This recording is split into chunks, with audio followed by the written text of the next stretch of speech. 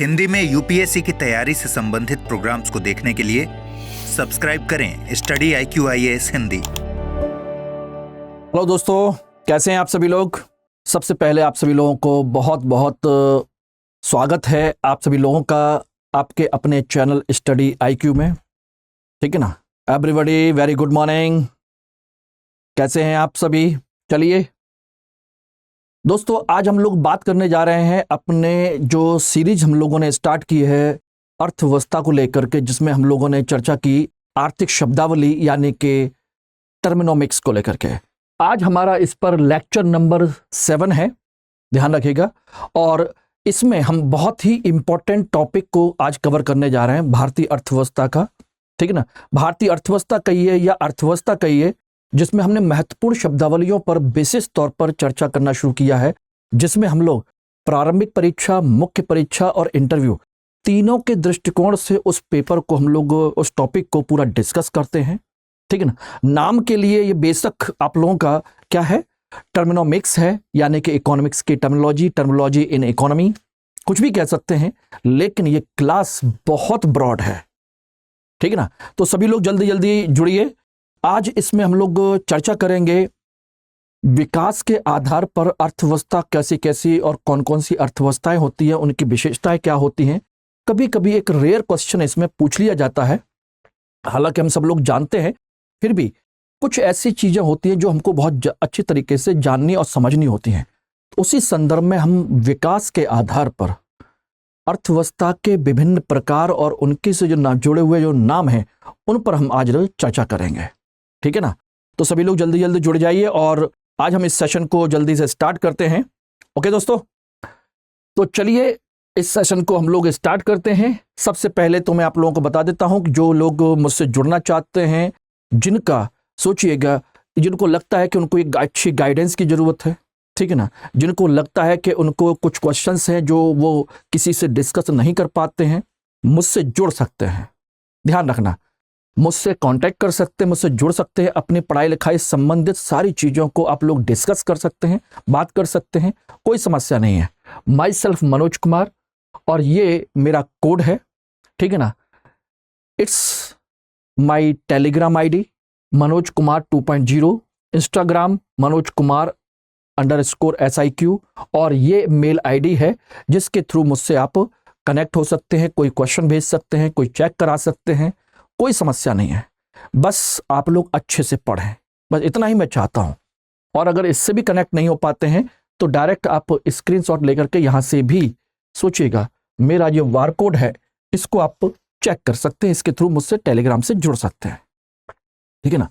ये मैं आपको इसलिए बता रहा हूं कि जिससे कि हम जो क्लास लेते हैं उस क्लास का जो पूरा मैटर होता है, मैं आपको इस ग्रुप में, टेलीग्राम ग्रुप में मैं आपको शेयर कर देता हूं, जिससे कि बाई चांस किसी क्लास कोई मिस हो जाती है, कोई पॉइंट समझ में नहीं आता है, तो उसको वहां से पढ़ सकते हैं। PDF आपको प्रॉपर मिल जाती है, और भी इंपॉर्टेंट इन्फॉर्मेशन है वो भी मिल जाती है। इंपॉर्टेंट कोई करंट का टॉपिक है, करंट की जो चीज है वो भी धीरे धीरे उस पर अब मिलना शुरू हो रही है। इसलिए बिल्कुल भी आप लोग घबराइएगा नहीं, आराम से इसको करने की कोशिश कीजिए। ठीक है ना। चलिए आज हम लोग बात करेंगे विकास के आधार पर अर्थव्यवस्था के प्रकार। ठीक है ना। इसमें हम लोग 4 अर्थव्यवस्थाओं की जानकारी लेते हैं: अल्प विकसित अर्थव्यवस्था, विकासशील अर्थव्यवस्था, विकसित अर्थव्यवस्था, और चौथी है एक नई अवधारणा निकल के आई है जिसे हम कहते हैं उभरती हुई अर्थव्यवस्था। ओके, विकासशील, विकसित और उभरती हुई अर्थव्यवस्था। अब तक आप लोगों ने जिस तरीके से समझा होगा, पढ़ा होगा, वो अपनी जगह पर है। बाई चांस कभी कभी UPSC, स्टेट PSC या अन्य एग्जाम में इस तरह के सीधे सीधे क्वेश्चन पूछ लिए जाते हैं। सपोज दैट यहीं से आपसे पूछ लिया जाए विकासशील अर्थव्यवस्थाओं की कौन कौन सी विशेषताएं हैं, 1 2 3 4, और फिर पूछा जाएगा इनमें से कितनी सही हैं। 1 सही है, 2 सही है, 3 सही है, चारों सही हैं। कैसे भी क्वेश्चन पूछे जा सकते हैं। ठीक है ना। तो सबसे पहले तो जानना यह जरूरी है दोस्तों कि हम विकास कहते किसको हैं। जब हम यही नहीं जानते तो फिर हम बात कैसे करेंगे। आप लोग क्या समझते हैं विकास को, कि विकास क्या होता है, विकास का मतलब क्या है। अगर आपसे परिभाषा देने की बात कही जाए तो सही ढंग से आप लोगों के शब्द नहीं निकलेंगे। ध्यान रखिएगा, विकास का अर्थ होता है जब, ध्यान रखना, मानव जीवन में, ध्यान रखिएगा, गुणवत्ता का सृजन होता है। किसका? गुणवत्ता का सृजन होता है, यानी कि उसकी गुणवत्ता बढ़ती है, मानव जीवन की गुणवत्ता, उसको हम विकास कहते हैं। ध्यान रखना। और विकास हमेशा, ध्यान रखिएगा, एक सकारात्मक अवधारणा है। कैसी है? सकारात्मक अवधारणा, समझ लीजिएगा। इसको आप कभी ये नहीं कह सकते कि ये हमारा विकास नीचे चला गया। विकास नहीं हुआ है, ये हो सकता है, लेकिन विकास नीचे चला गया, माइनस में चला गया, ऐसा नहीं होता है। विकास एक सकारात्मक अवधारणा है। विकास मानव जीवन में गुणवत्ता को बढ़ाता है। ध्यान रखना। अब मानव जीवन कह लीजिए या मानव से बने हुए पूरे देश की अवधारणाओं कह लीजिए। आखिर देश बनता किससे है? हम लोगों से मिलकर बनाए ना।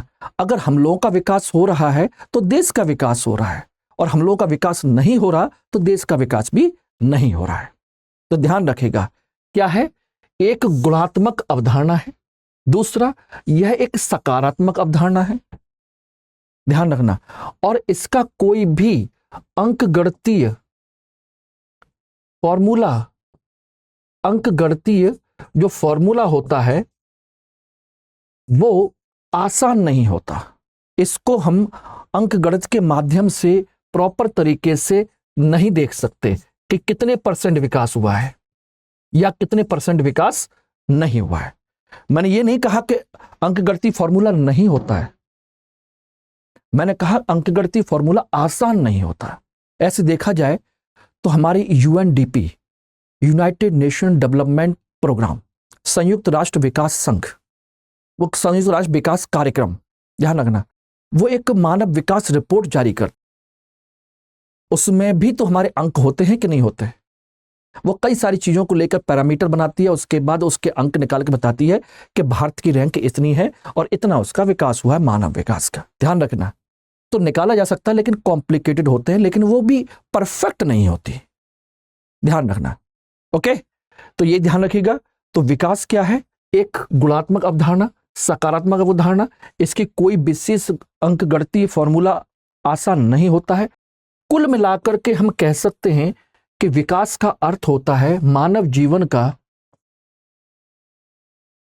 या किसी भी देश का सामाजिक विकास। ध्यान रखना, किसी भी देश का आर्थिक विकास या मनुष्य का आर्थिक विकास, किसी भी देश का वैज्ञानिक विकास, सामाजिक, आर्थिक, वैज्ञानिक, या हम कह सकते हैं किसी भी देश का राजनीतिक विकास। ध्यान रखना। और इन चारों चीजों के आधार पर ही जब हम अर्थव्यवस्था को देखते हैं तो अलग अलग देश की अर्थव्यवस्था अलग अलग स्तर पर नजर आती है। और जो सबसे निचले स्तर पर होती है वो अल्प विकसित है, जो उससे थोड़ी सी ऊपर होती है वो विकासशील है, जो सबसे ज्यादा विकसित होती है, जिसकी इन सारी कंडीशंस में सबसे अच्छी पोजीशन होती है, उसे हम विकसित अर्थव्यवस्था कहते हैं। और उभरती अर्थव्यवस्था, ध्यान रखिएगा, विकासशील और विकसित अर्थव्यवस्था का मिश्रण होता है। यानी कि उसमें कुछ कुछ लक्षण विकसित अर्थव्यवस्था के होते हैं और कुछ कुछ लक्षण किसके होते हैं? विकासशील अर्थव्यवस्था के। ध्यान रखना। तो अर्थव्यवस्था जो तय होती हैं विकास के आधार पर, वो इन चार चीजों के आधार पर होती हैं। उस देश की सामाजिक स्थिति, सामाजिक मूल्य, सामाजिक प्रगति कैसी है, ठीक है ना, उस देश की आर्थिक प्रगति, उस देश की राजनीतिक प्रगति और उसकी देश की वैज्ञानिक प्रगति कैसी है। यानी कि इन चारों चीजों में जो प्रगति होती है, ध्यान रखना, प्रगति, इन चारों चीजों में प्रगति के आधार पर हम विकास को तय करते हैं। क्या करते हैं? विकास तय करते हैं। और उसी के आधार पर अर्थव्यवस्थाएं निर्धारित होती हैं।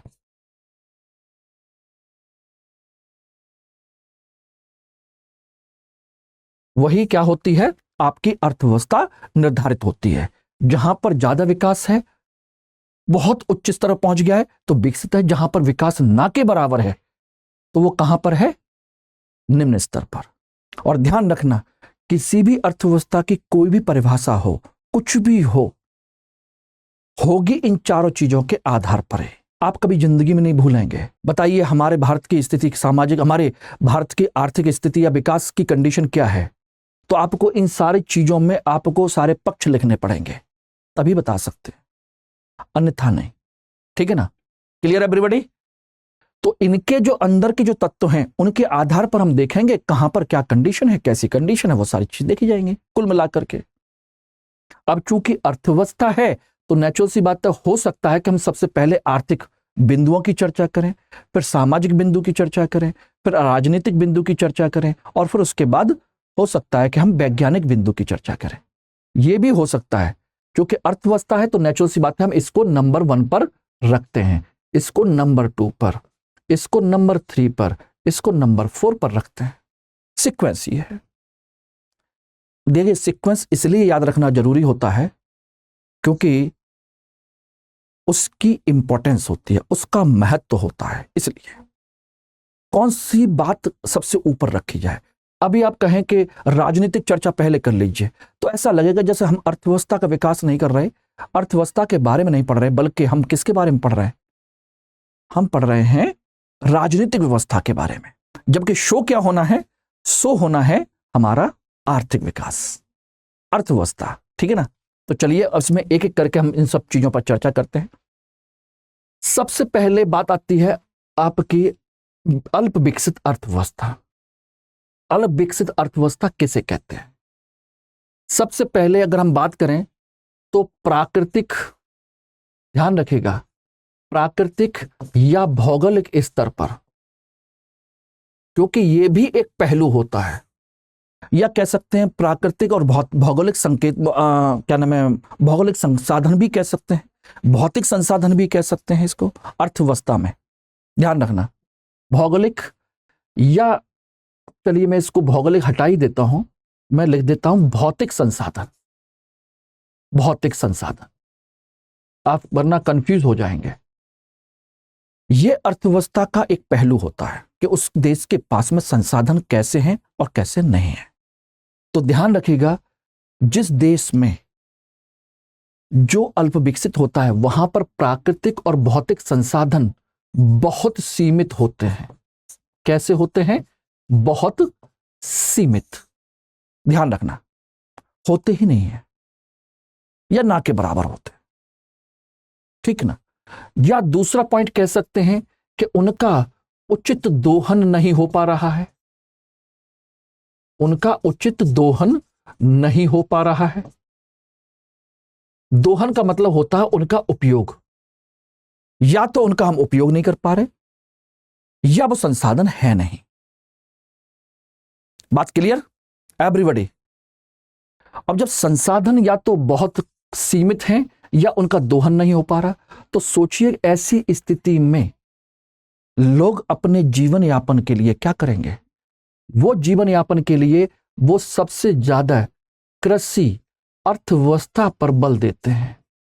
कृषि अर्थव्यवस्था पर बल, क्योंकि उन्हें खाने पीना चाहिए भी, या कह सकते हैं इसी का दूसरा पॉइंट कह सकते हैं प्राथमिक क्षेत्र पर बल।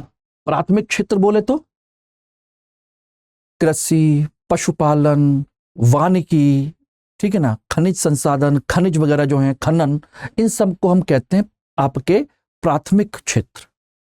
और प्राथमिक क्षेत्र का मतलब यहां पर समझ लीजिए, मैं आगे पढ़ाऊंगा। अर्थव्यवस्था के 3 क्षेत्र होते हैं मोटे मोटे, प्राथमिक, द्वितीयक और तृतीयक क्षेत्र। प्राथमिक क्षेत्र को जनरली हम लोग कहते हैं कृषि, लेकिन ऐसा नहीं है।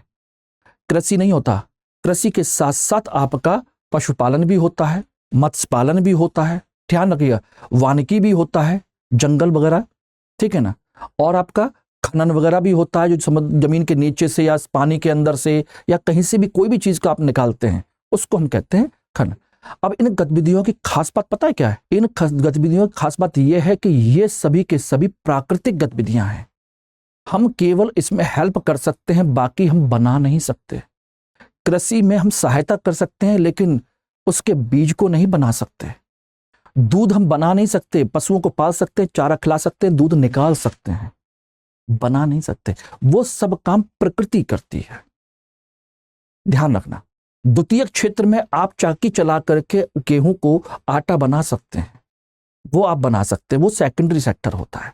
प्राथमिक क्षेत्र यानी प्राकृतिक गतिविधियां, ध्यान रखना। कोयला है, प्राकृतिक गतिविधि है, प्रकृति ने बनाया है कोयला, आप नहीं बना सकते। बात समझे ना? जंगल है, आप पौधा लगा सकते हैं, पानी डाल सकते हैं, लेकिन पौधे को आप बड़ा नहीं कर सकते।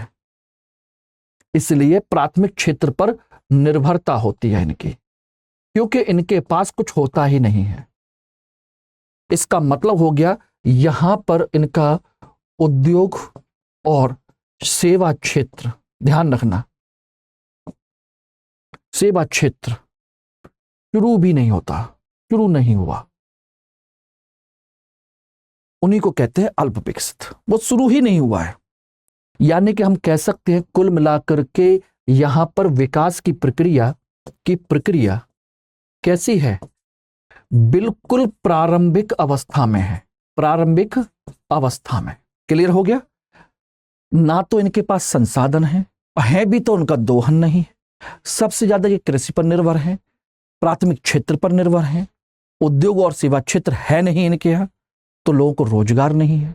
बात समझना, ये हो गई आर्थिक स्थिति पर। यहीं पर देखेंगे तो इसके बाद आ जाइए इनकी सामाजिक स्थिति कैसी होती है। सामाजिक स्थिति होती है कि ये बहुत ही ज्यादा पिछड़ापन होता है, पिछड़ापन समाज में, क्योंकि यहां पर कुछ होता नहीं है। आपसी संघर्ष होता है, क्योंकि संसाधन नहीं है, इसलिए आपस में लड़ाई झगड़े होते हैं।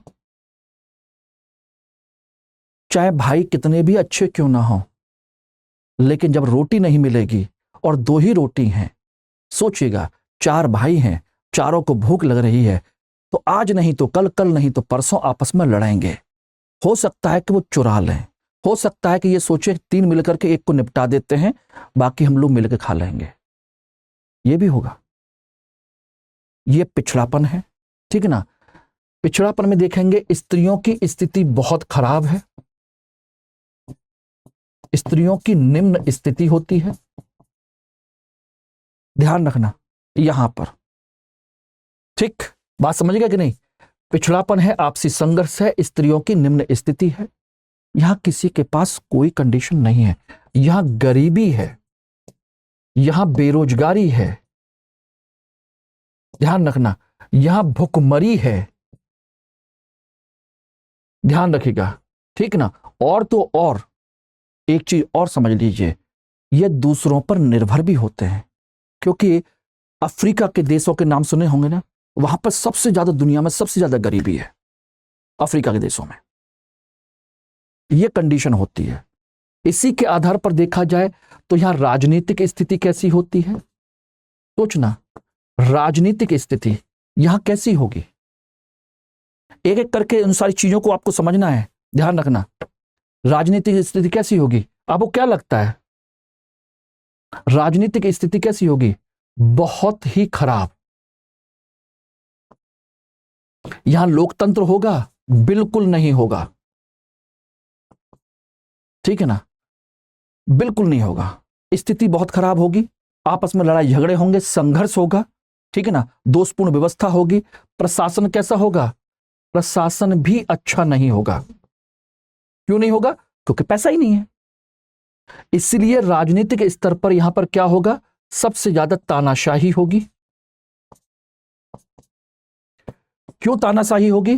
क्योंकि जो शासक बन जाएगा वो सबको कंट्रोल करके रखेगा और अपने लिए उपयोग करेगा, और ये तानाशाही व्यवस्था यहां पर, ध्यान रखिएगा, यहीं पर भ्रष्टाचार भी होगा, क्योंकि जो मिल जाए उसको लूट लीजिए। यहां पर शोषण होगा, चाहे सामाजिक शोषण हो, मानसिक शोषण हो, आर्थिक शोषण हो, कैसा भी हो, हर तरीके का शोषण होगा, ठीक है ना। भ्रष्टाचार है, और राजनीतिक रूप से ही ये काफी कमजोर भी होते हैं। जब कुछ है नहीं तो इनकी कौन सुनेगा? कमजोर भी हैं, इसलिए दूसरे देशों पर निर्भर हैं। दूसरे देशों पर क्या होते हैं? निर्भर होते हैं। बात समझ गया नहीं एवरीबॉडी?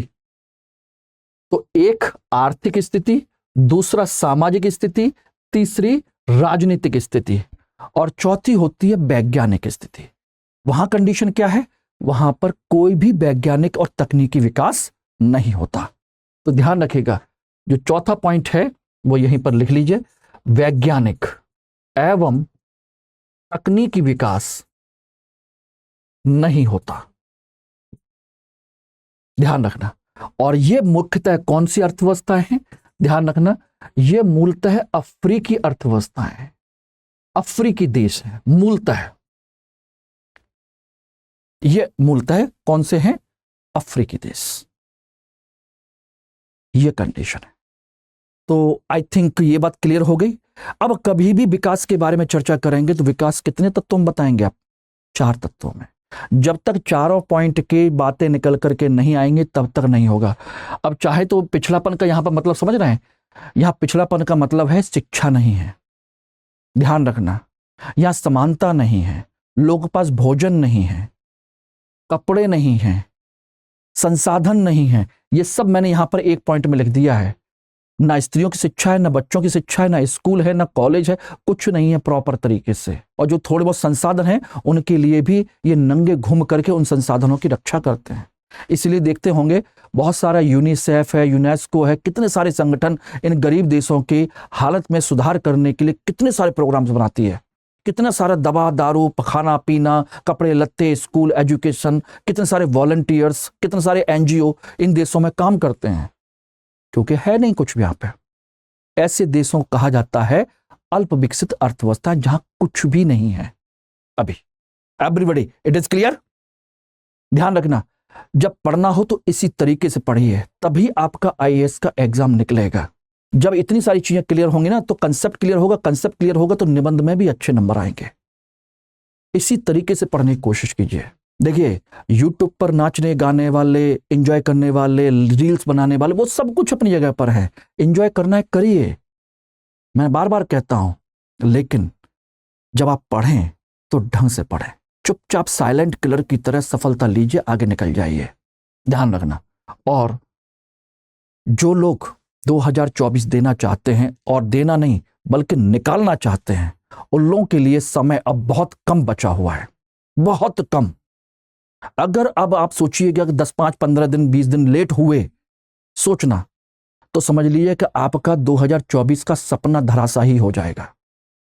इसलिए बेटर यही है कि हमारा जो लास्ट बैच है, 31 अगस्त को ये बैच स्टार्ट हो रहा है। बैच तो देखिए दोस्तों आगे भी चलते रहेंगे, लेकिन आपके पास समय ज्यादा नहीं बचेगा।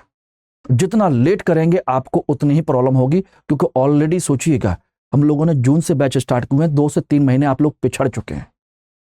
और बात पिछड़ने की नहीं है, बात यह है कि आपके आगे जो स्ट्रेटजी बनाओगे, स्ट्रेटजी उतनी इफेक्टिव ही नहीं रहेगी, काम ही नहीं कर पाओगे। तो 2024 का जो टारगेट है वो इनकम्प्लीट रह जाएगा, आधे अधूरे तरीके से। तो फायदा क्या होगा? तो बेहतर है 31 तारीख तक इस बैच को आप एडमिशन ले लीजिए। अभी ओरिएंटेशन क्लास ही चल रही है, टॉपिक अभी स्टार्ट नहीं हुआ है, इसलिए टेंशन मत लीजिए। मैं ही स्टार्ट कर रहा हूं, समय मैं ही पढ़ा रहा हूं ओरिएंटेशन क्लास, इसलिए भी आपको घबराने की जरूरत नहीं है। बैच आपके हिंदी, इंग्लिश और इंग्लिश तीनों बैच में है। फीस इतनी ही है, 29,999 रुपए, लेकिन इसके लिए आपको कोड लगाना पड़ेगा MK लाइव, और क्लास आपकी डेली शाम को 6 बजे चल रही है। ध्यान रखना, समय नहीं बच रहा है, समय बहुत लिमिटेड है। आपकी स्ट्रेटजी धरी रह जाएगी अगर आपने सही समय पर डिसीजन नहीं लिया तो। मैं डरा नहीं रहा हूं, आपका शुभचिंतक हूं, आपका कोच हूं, आपका मेंटर हूं, इसलिए आपको बता रहा हूं। करना तो है ही, जिसको करना है देखिए वो करना ही है, तो लेट क्यों करना है?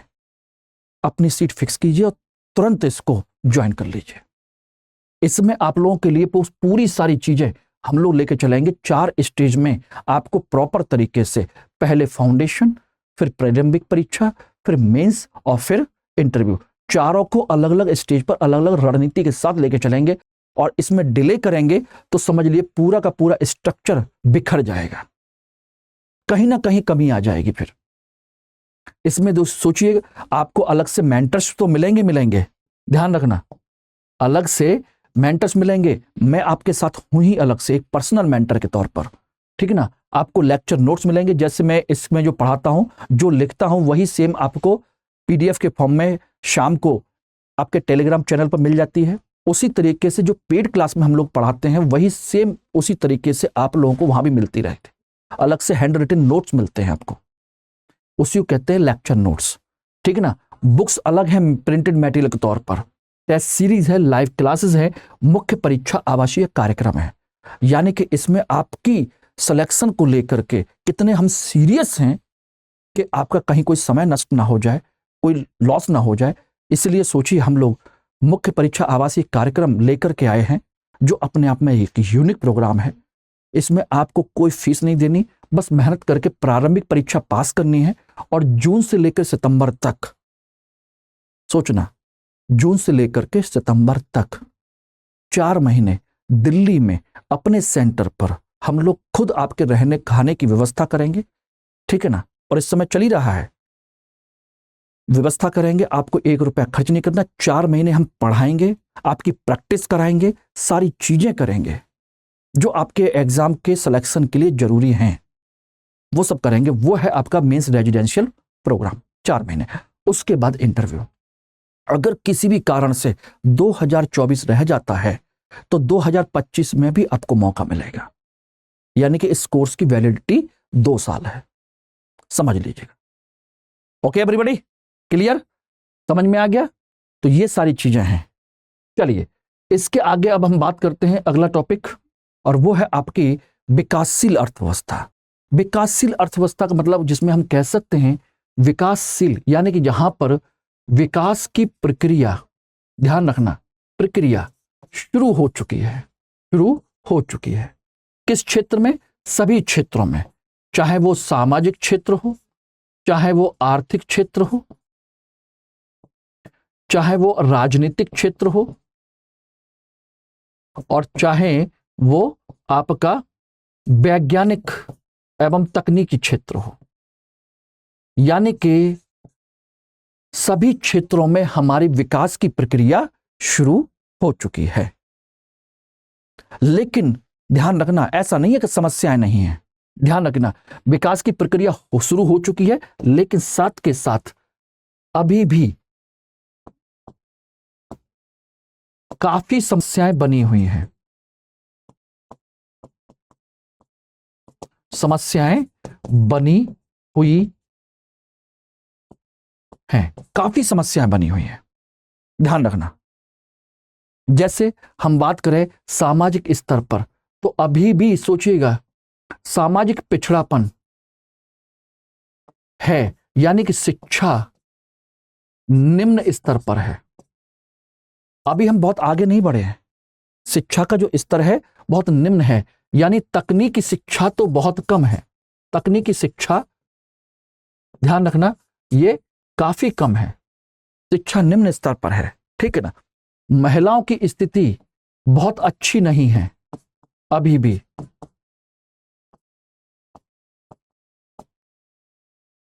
अच्छी नहीं है, ध्यान रखना।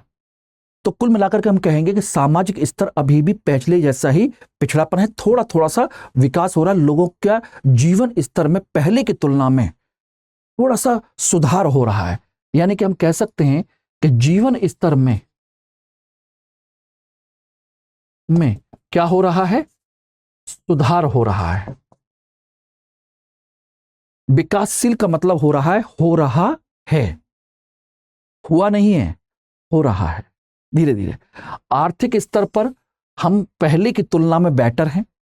हमारी सोचिएगा राष्ट्रीय आय और प्रति व्यक्ति आय, ध्यान रखना, ये दोनों बढ़ रही हैं, बढ़ रही हैं, ध्यान रखना। राष्ट्रीय आय में, प्रति व्यक्ति आय, राष्ट्रीय आय दोनों में क्या हो रही है? वृद्धि हो रही है। लेकिन विकासशील विकसित देशों की तुलना में हम बहुत कम हैं। विकास शुरू हो चुका है, ध्यान रखना। धीरे धीरे हम कृषि के साथ साथ, ध्यान रखना, कृषि के साथ साथ उद्योग और सेवा क्षेत्र का भी विकास कर रहे हैं, का विकास कर रहे हैं, ध्यान रखना। कृषि का तो विकास हो ही रहा है, कृषि के साथ साथ अब हम सेवा और उनका भी क्षेत्र का विकास कर रहे हैं। यानी कि कुल मिलाकर हम कह सकते हैं कि यहां पर पहले की तुलना में रोजगार में वृद्धि हो रही है। रोजगार में क्या हो रही है? वृद्धि हो रही है। राजनीतिक रूप से देखा जाए तो अभी भी प्रणाली दोषपूर्ण है, दोषपूर्ण है, अभी भी भ्रष्टाचार है, ठीक है ना, लेकिन पहले से बेटर हो रहा है। यानी कि धीरे धीरे हम स्थायी स्थिर सरकार की तरफ बढ़ रहे हैं। ध्यान रखना, अभी भी सरकार कैसी है? पूरी तरह से स्थिर नहीं है, अस्थिर सरकार है, अस्थिर है, लेकिन धीरे धीरे धीरे धीरे हम क्या कर रहे हैं? स्थिरता की ओर बढ़ रहे हैं। यानी कि अब हमारी सरकारें कैसी बनने लगी हैं? जो पूरा कार्यकाल करती हैं। धीरे धीरे अब वो कंडीशन आ गई है। और भारत के संदर्भ में देखा जाए तो यही तो है। आज हमारे पास तकनीकी विकास भी है, उद्योग और सेवा क्षेत्र भी खूब तेजी से विकसित कर रहे हैं, रोजगार भी लोगों को मिल रहा है, गरीबी बेरोजगारी में कमी आ रही है, ठीक है ना।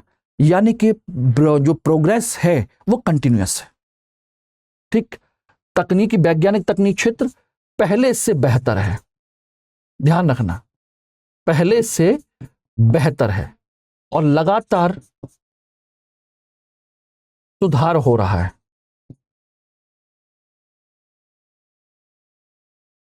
ऐसे देशों को हम क्या कहते हैं? ऐसे देशों को कहते हैं विकासशील अर्थव्यवस्था। लेकिन ऐसा नहीं कह सकते कि समस्याएं नहीं है। अभी भी सोचिए, संपत्ति और संसाधनों के वितरण में असमानता अभी भी मौजूद है, गरीबी बेरोजगारी अभी भी मौजूद है। ध्यान रखना, आर्थिक पिछड़ापन अभी भी मौजूद है, सारे संसाधन नहीं है, अच्छी टेक्नोलॉजी अभी भी नहीं है, लेकिन पहले से मच बेटर है। हम धीरे धीरे अब ग्रोथ कर रहे हैं। इसको हम कहते हैं विकासशील अर्थव्यवस्था।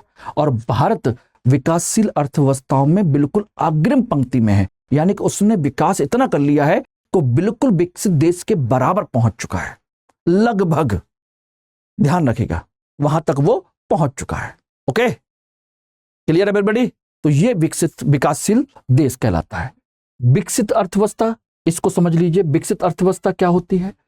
विकसित अर्थव्यवस्था है जो अपने विकास की चरम अवस्था पर पहुंच चुका है, विकास की चरम अवस्था पर, विकास की बिल्कुल उच्च अवस्था पर, जिसके आगे अब विकास और क्या होगा? बस लोगों का जीवन स्तर को और सुविधाजनक बनाया जाएगा, बस इतना ही है।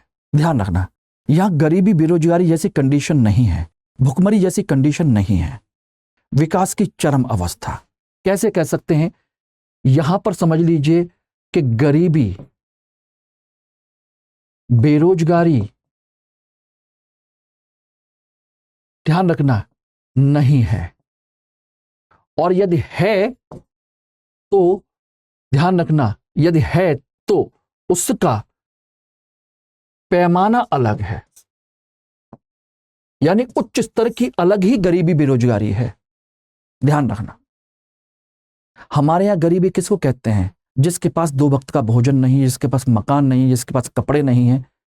हो सकता अमेरिका में उनको गरीब कहा जा रहा हो जिनके पास मकान सब है, खाने पीने की सुविधाएं भी हैं, लेकिन जिनके पास अच्छी कार ना हो, ठीक है ना, उनको गरीब कहा जा सकता है। जो बहुत अच्छे स्कूल में पढ़े लिखे ना हो, यानी डिजिटलाइज या टेक्निकल एजुकेशन जिनके पास ना हो, पढ़े लिखे तो हैं, 100% लिटरेसी है, लेकिन लिटरेसी के भी कौन सी? फंक्शनल लिटरेसी जिसके पास ना हो, तकनीकी शिक्षा जिसके पास ना हो सकता है उसको कहते हो। भुखमरी की समस्या नहीं है, लेकिन पोषक तत्व तो अलग तरह के, वो सारी चीजें, वो अलग ही गरीबी कहला सकती है। तो पैमाना अलग हो सकता है, यहां नहीं है। विकसित देश पूरी तरीके से है।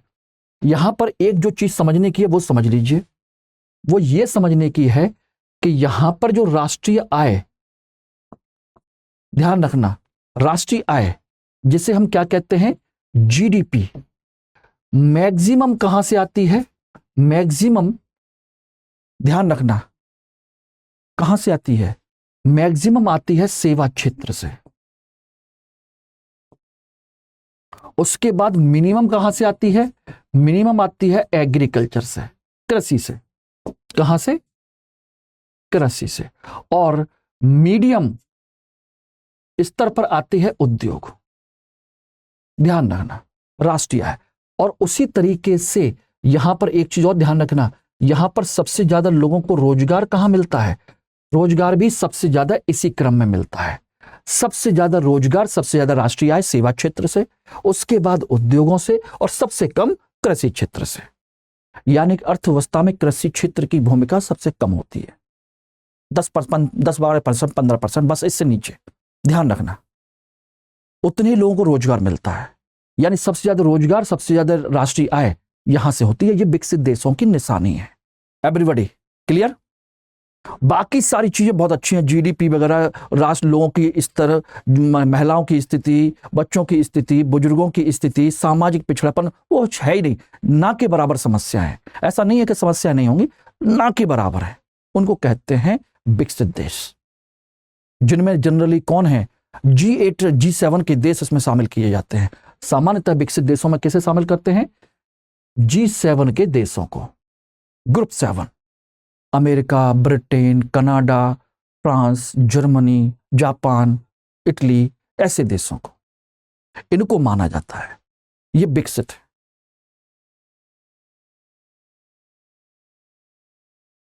ओके, क्लियर हो गया? अब इसके बाद एक अवधारणा और आती है, वो कहते हैं नई अवधारणा, उभरती अर्थव्यवस्था। उभरती अर्थव्यवस्था क्या होती है दोस्तों? उभरती अर्थव्यवस्था उसको कहते हैं जो अर्थव्यवस्था संक्रमण के दौर से गुजर रही हो। किसके दौर से? संक्रमण के दौर से गुजर रही हो। जैसे हम कह सकते हैं, इसमें सोचिए किस किस के लक्षण होंगे। ये विकासशील भी है और विकसित अर्थव्यवस्था के लक्षण भी हैं। विकसित अर्थव्यवस्था के भी लक्षण हैं। यानी कि हम कह सकते हैं एक प्रकार से कि ये बिल्कुल ही, सोचिए, विकासशील अर्थव्यवस्था के बिल्कुल अग्रिम पंक्ति में है। कहां पर है? बिल्कुल विकासशील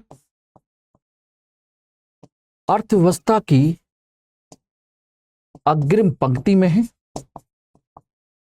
सबसे आगे है, और कह सकते हैं विकसित अर्थव्यवस्था की अंतिम पंक्ति में है। यानी कि बिल्कुल बस एंट्री करने वाले ही हैं, बिल्कुल एंट्री करने वाले। कैसे? अब इसको मैं समझा देता हूं एक चार्ट के थ्रू, उसके थ्रू आप समझ लीजिए। ध्यान रखना, एक जो विकसित अर्थव्यवस्था होती है, विकसित अर्थव्यवस्था, ध्यान रखना, ओके एवरीबॉडी, विकसित अर्थव्यवस्था जो होती है उसकी जो जीडीपी आती है, ध्यान रखना, एक आती है एग्रीकल्चर से, एक आती है आपकी इंडस्ट्री से, और एक आती है सर्विस सेक्टर से। ध्यान रखना, जीडीपी।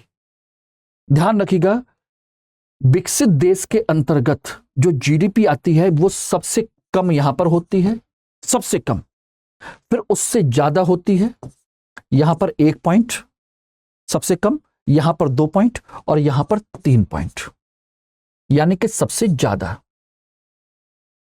ध्यान रखना, जीडीपी।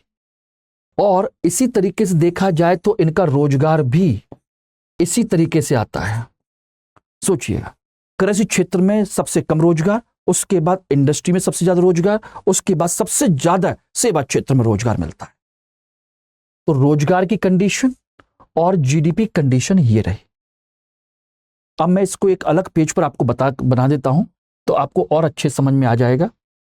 ध्यान रखिएगा, विकसित देश, एक तरफ जीडीपी, ध्यान रखना, और दूसरी तरफ रोजगार। सोचिएगा, इधर है कृषि, फिर है उद्योग, और फिर है आपका सेवा क्षेत्र। ध्यान रखिएगा, जीडीपी, ध्यान रखिएगा, जीडीपी देखा जाए तो 1 पॉइंट,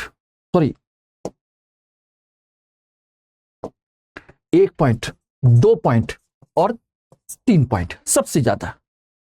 रोजगार में भी सेम वही कंडीशन, ये ध्यान रखेगा। ओके, अब यहीं पर सोचिए कि भारत की स्थिति क्या है, ध्यान रखना। भारत की स्थिति, भारत की जीडीपी की बात की जाए तो कृषि क्षेत्र में 1 पॉइंट, उद्योग में 2 पॉइंट और सेवा क्षेत्र में 3 पॉइंट है भारत की जीडीपी के। लेकिन यहीं पर अगर रोजगार की बात की जाए, एम्प्लॉयमेंट की, तो सोचिए सबसे ज्यादा रोजगार यहां पर मिल रहा है, उससे कम यहां पर मिल रहा है और सबसे कम यहां पर मिल रहा है। सोचना, तो हमारा ट्रांजिशन फेज है, यानी कि जिस दिन हमारा रोजगार सबसे कम कृषि में, यानी कृषि की जनसंख्या को हटा करके जब हम सेवा क्षेत्र में लगा देंगे, उस दिन हम विकसित हो जाएंगे। बाकी राष्ट्रीय आय के स्तर पर तो हम कैसे हो गए, ये कैसे हो गए सोचिए, ये विकसित अर्थव्यवस्था के लक्षण है कि नहीं, अर्थव्यवस्था के लक्षण हैं। और ये लक्षण किसके हैं, ये लक्षण हैं विकासशील अर्थव्यवस्था के। इसलिए हम क्या हैं, संक्रमण के दौर में हैं, विकसित और विकासशील दोनों के बीच में। जिस दिन हमारा, सोचिएगा, जिस दिन हमारा रोजगार शिफ्ट हो जाएगा इधर, उसी दिन हम क्या हो जाएंगे, विकसित हो जाएंगे। यही है कंसेप्ट बस।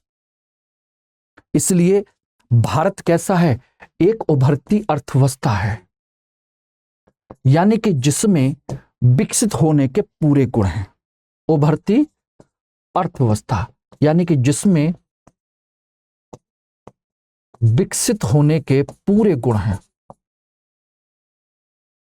होने के पूरे लक्षण हैं, ध्यान रखिएगा, यही है। और ऐसे अकेला भारत नहीं है, इसी को हम क्या कहते हैं, उभरती अर्थव्यवस्था। और ऐसे आपके कई सारे देश हैं। कौन कौन से हैं देखिएगा, China, Brazil, Mexico, south Africa, India. और इन्हें हम कहते हैं P5 देश, P5 देश कहते हैं। समझ में आ गया कि नहीं आ गया? तो उभरती अर्थव्यवस्था वो अर्थव्यवस्था है जो संक्रमण के दौर से गुजर रही है, जिनमें विकसित और विकासशील अर्थव्यवस्था दोनों के लक्षण हैं।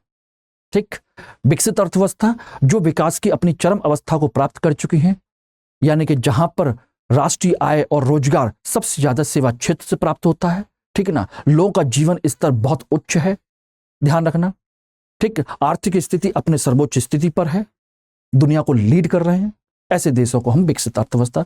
विकासशील जहां पर विकास की प्रक्रिया अभी शुरू हो रही है, वह तकनीकी विकास शुरू हो रहा है, सामाजिक विकास शुरू हो रहा है, आर्थिक विकास शुरू हो रहा है, ठीक है ना, वैज्ञानिक विकास शुरू हो रहा है, हर तरह का विकास शुरू हो रहा है। और अभी तक हम पूरे संसाधनों का दोहन नहीं कर पाए, लेकिन दोहन करने की पूरी कोशिश कर रहे हैं।